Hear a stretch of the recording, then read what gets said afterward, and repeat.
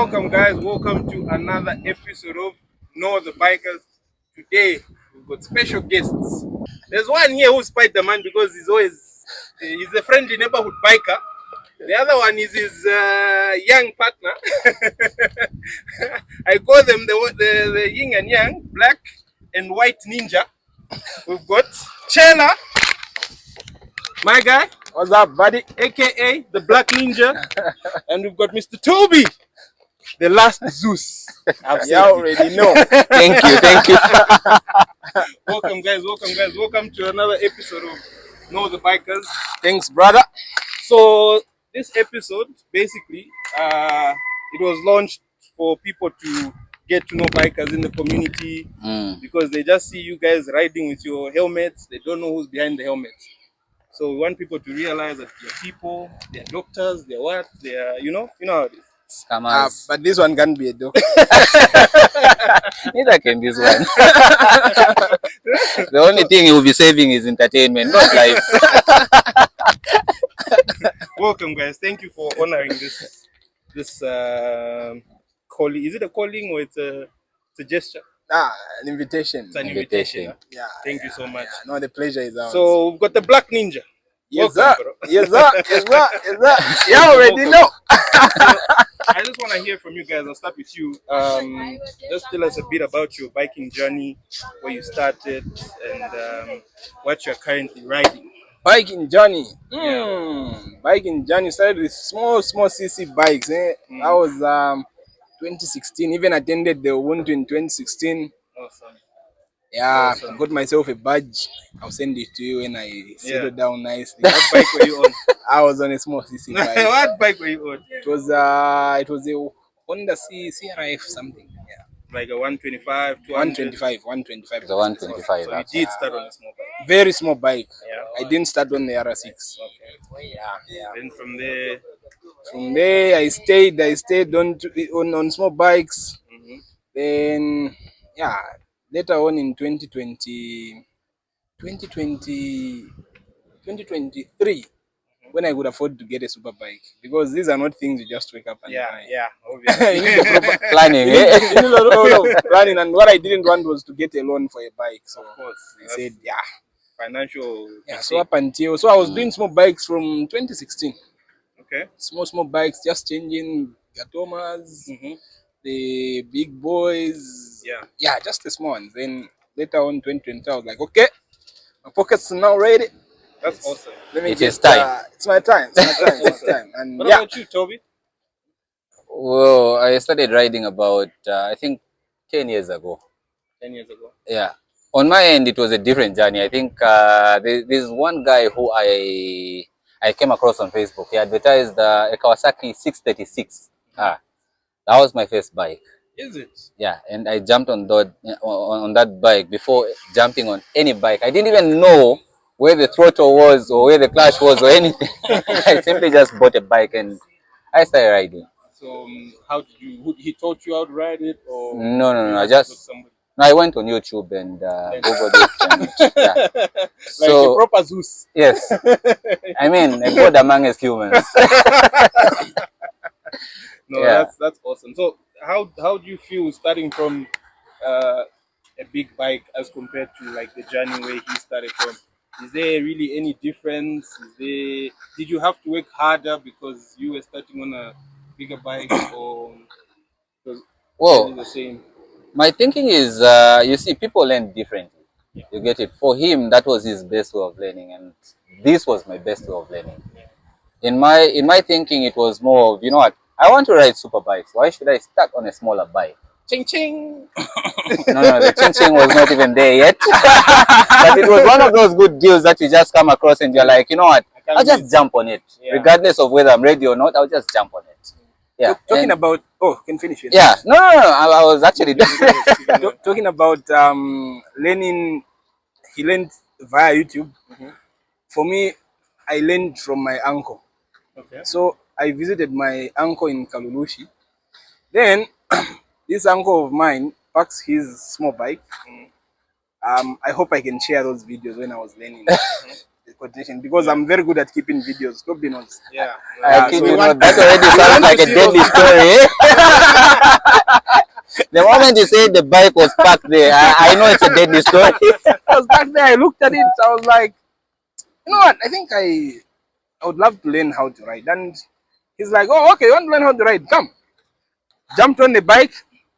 He made me jump on the bike and said, okay, since you can drive a manual vehicle, here we go. This is your clutch. This is your accelerator. Go. And this is your brake. And this is your rear brake. Like, oh, okay, cool. Make the sense of everything. And yeah, because you see, the basis was you know how to drive a manual vehicle. Yeah, so you just know. do what you do in a vehicle here. So then I started struggling with my coordination there. Started. Then after that, I dropped that bike first, right there. You know, I was about to ask you the question to say, how long did it take you to drop your bike? Instantly. Because you dropped your bike the first day you tried to learn. Yeah. I dropped my bike the same day as well. So what I happened, did the way I too. dropped my bike was, you see, the coordination is different. Yeah.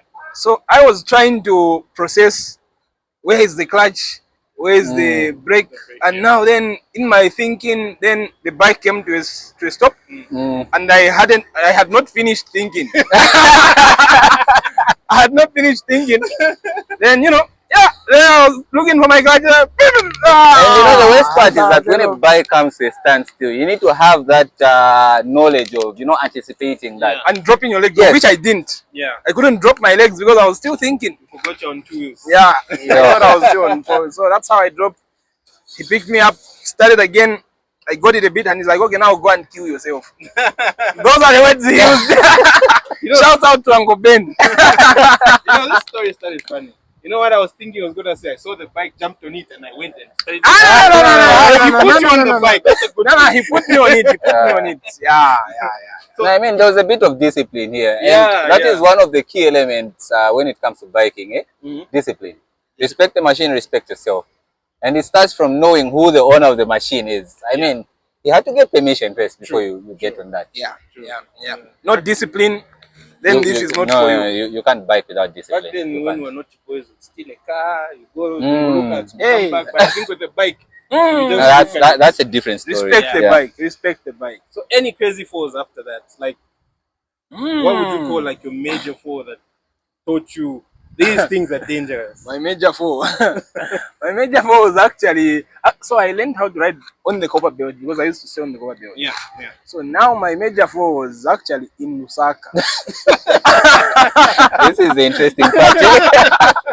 So my major fall was in Lusaka, and those things whereby I hadn't been on the bike for a long time.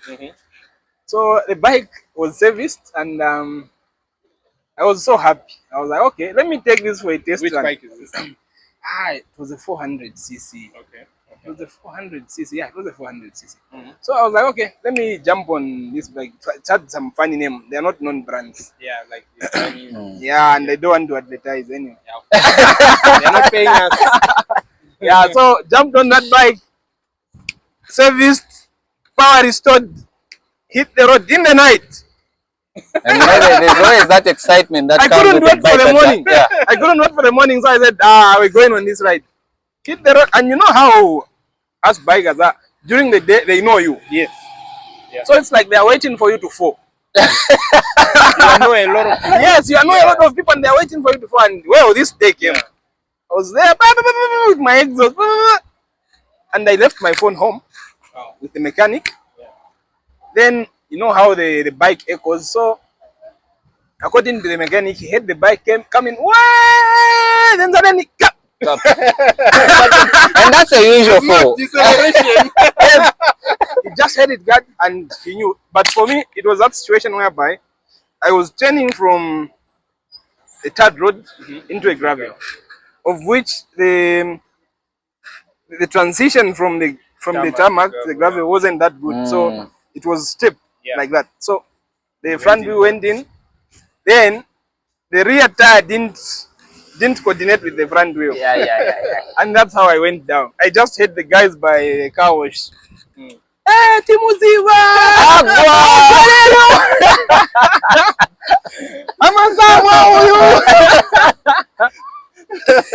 I'm a Zambia. And what do you do? I was like, oh shit. You pick it up. Quick. I'm like, I need to be Mr. Zambia now. Yes, picking up the bike is picking up your pride at that point. I was like, before we have a lot of people here, I need to sort out this mess. Quick. Picked up the bike. I couldn't even feel my bruises or injuries. Quick. And the first thing when a biker drops, trust me, they don't think about themselves. It's the bike. We think about the bike. Yeah. Immediately, lifted the bike, tried to start the bike, couldn't start. Yo, vertical sensor. Even before I reached home. And by then I didn't understand the vertical sensors and all. Yeah. So even before I reached home, I was like, oh, I'm gone. I'm just from fixing this bike.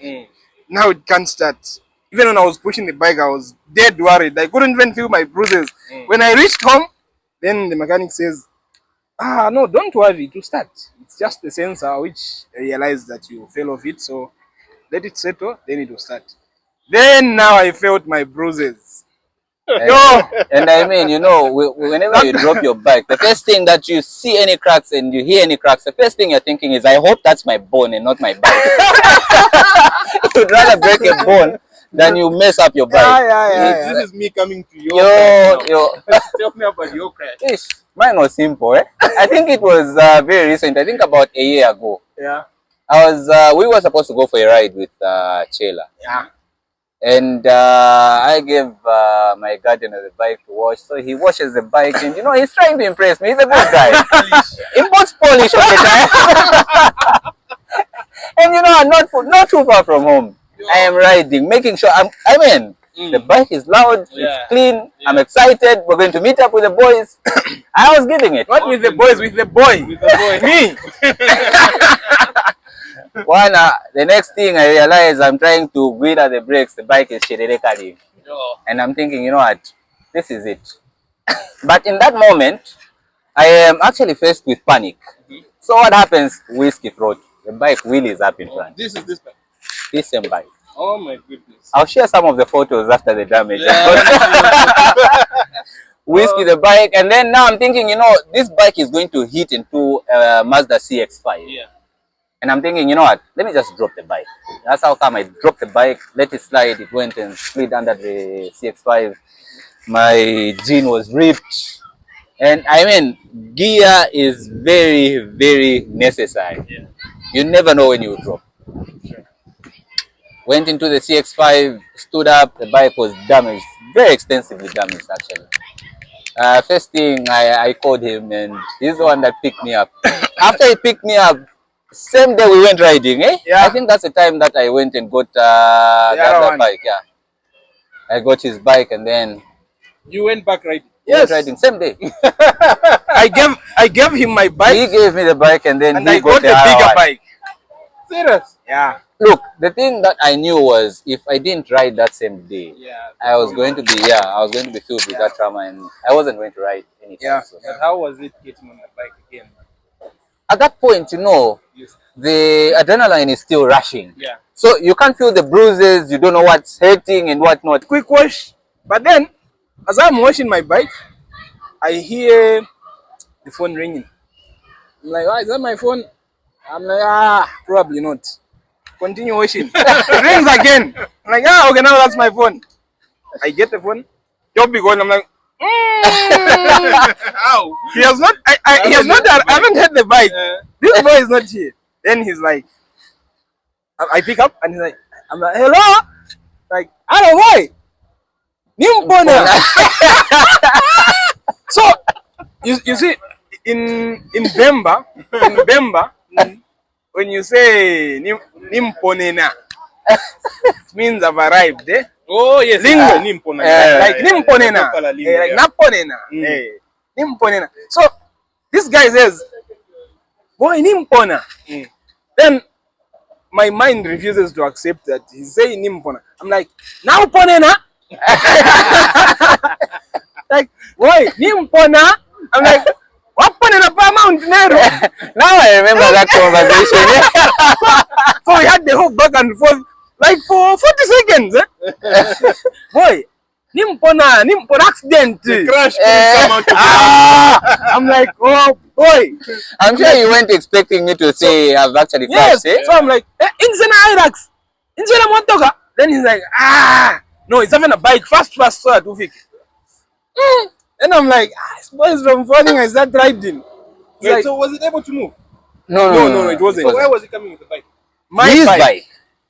And if you were, how were you gonna pick up? So that we sort out the mess. Listen, check. Where he had his accident from was near his place. So the thing is, I was asking him if I can come with my car so that we load his bike. Yes. Then he says, makes sense. Then he says, come with your bike. We sort out the bike here. We move it from here. Then we can. Though he didn't say it, but I knew he was saying we can go to his place and get his car. Then, Yeah. So immediately he said, just come with the bike. I knew that we would leave my bike by his place, then we get his car, and that's what we did. So, And ideally, you see, if he was to drive his Hilux from his place with the traffic, it was going to take longer. And yet my place was much closer, so it was much easier to use my Hilux than his. Was there any damage to the car though? yes, and that There was was. the issue because they were having this back and forth, and this boy's temper was going up, and Like I almost died. Yeah. What do you mean? So he needed me to be there real quick, so that at least I can Diffuse the talk to that guy. situation. So I started talking to that guy. I told him, check, just let us leave this bike at home. Now, Then we pick. now you see, Chella, I think at this point, you're better off telling the entire story of what the fracas was happening here. So this guy, he's driving his wife's car, right? And then he's been drinking alcohol in the same vehicle. So now he's thinking, you know what? If the police come here, we're definitely gone. So what do I do? If I go home and my wife sees this, she will never believe it to say a bike hit into me. So what he was simply asking was, you know what? You leave your wreck of a bike here, get into the vehicle with me. Let's go to my wife in Chamba Valley. We go and explain to her to say, this is the gentleman that hit into the vehicle. Imagine that accident was at Tokyo way, eh? Tokyo way. Yeah. And he wants us to drive to Chamba Valley. We leave the bike there, vulnerable as it is. No. That doesn't even. So there now, his temper was fine. Then I'm like, okay, I need to get there real quick. So I get there and I'm like, listen, we are going to drop this bike. And I know you guys will run away. We can't run away. So what I did now is I got both our phones. Then I gave them and said, okay, all these phones will be coming back. And we did just that. Oh, who's that riding without a helmet now? Ironhead. I hope he's coming here. Yep, he's coming here. Who's that? Riding without a helmet. Should we embarrass him? Who's this guy? Who's that now? This is the guy. Come here, come here. We need to shout at you. Ironhead. Yeah. Okay. So as we were saying, so yeah, we leave our phones and yeah, we dropped off. And you see, this car wasn't extensively damaged. No, it wasn't. It was just a small thing. Benders. Not bumpers. even. I'll tell you, it was probably 2 holes, probably the size of my nail. That was the damage On the rear bumper. On the rear bumper. You know how a CX-5 is? It has like the bottom part of it is black. Do we have pictures? Maybe if I can find them in my laptop, You should have them. You keep. I took something. Yeah, Yeah. you did. So that's how we load the bike, drop it, and we're like, okay, how do we get to Chamba Valley? I'm like, okay, since this guy is from an accident, like, okay, I used to ride in another 6. Get mine, let me get the other one. And that's how we rode all the way to Chamba Valley. And guess what we went to do there? Just tell the wife that, oh, yes, we hit into your husband's car. Serious. Simple. That's how Lusaka men fear their wife. Yo. But you know, to some extent, for me, I actually thought that was more of his girlfriend or something. The fear that this guy had, you could literally tell from his face to say, you know what? He's not going to let go of this situation. You just have to live with him. Yeah. He was more scared of his wife than the police officers finding him drunk. Maybe he's had similar incidents. You can never know. You can So never that know. was It's about good your you came bills out for. of it. Huh? That's the thing I always remember is Nimpona, Namponena. Iwe nimpona. Accident. So from then it's been a learning curve for you. I mean, it's been a learning curve, and you see, the thing about bikes is that it's not about if you fall, it's about when you fall. You will always fall. I think, Chella, was it yesterday or the other day or 2 days ago? Yeah. I was falling again. I fell. I mean, in the mud. But that video I can't share with you. yeah. It was an embarrassing. You went off-roading. We went off-roading with the super bikes, and you know, the good part is that with these bikes is you won't get as much damage, and also the crash bobbins. Oh yeah. Yeah, the crash bobbins will always somehow cushion your fall. You know, that's always been my biggest fear. It's like, okay, getting a super bike here, but I'll be more comfortable if I crash that. Like, I know just the fairings alone. You know, I'm thinking about all these amounts. I think the amounts are even better. I think we spent close to a month, Yeah. looking for The parts amounts for are this even bike. better, but finding the right parts. You could even have the money readily available to fix the bike, but where to get the parts and how to just bring them in the country, that is an entire nightmare. Yeah. No, It's entirely a nightmare. Yeah. And boy was sick during that period. Yo, He kept calling me, boy, now I'm not gonna know parts, boy. I'm like, I was a counselor for about 3 months. So no, if you need counseling services, guys, I'm a part-time counselor. I manage to counsel this sport. There's Spider-Man counseling everybody. So let me talk about your vlogging journey. Sure. What made you become the Black Ninja that people know now? Let me start with a name first. I'll come to you. Let me start with the name. Sure. Where did Black Ninja come from? The Black Ninja. See this, eh? Yeah, that's where it came from. Like, okay, I've got this black thing, and well, I'll be on a black machine also. And well, mostly I see ninjas on bikes. So I think I have a black bike. Black Ninja will be good. Yeah. And I said, you know what? The Black Ninja will be my nickname. So you came up with the name? Yeah, I came up with the name. I gave it to myself. And when I came back from SA, I started riding. I rode for about a year with that name in my in my head or to myself. I would post it, I think, on my personal platforms. I'm like, the Black Ninja. Just alone, you know, those things up, I just feel good about yourself. I'm like, yeah, the Black Ninja. But then we would ride with Chimando, the raw rider. That was even before I knew this chap. So we'd ride. Sometimes Chimando would just say, okay, let's go Cafe Good. Let's go see Avonga.